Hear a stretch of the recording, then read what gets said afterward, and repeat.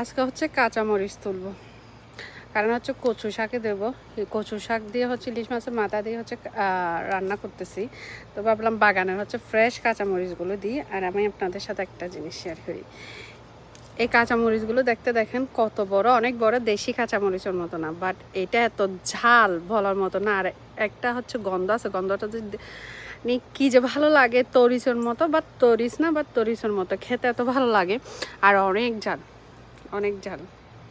তো কাঁচামরিচগুলো হচ্ছে এখন কচু শাকে দিয়ে দেব। আর আমি চাইতেছি আজকে কচু শাকটা একটু ঝাল ঝাল হোক। এমনিতে কচু শাক ঝাল ঝাল খাইতে ভালো লাগে।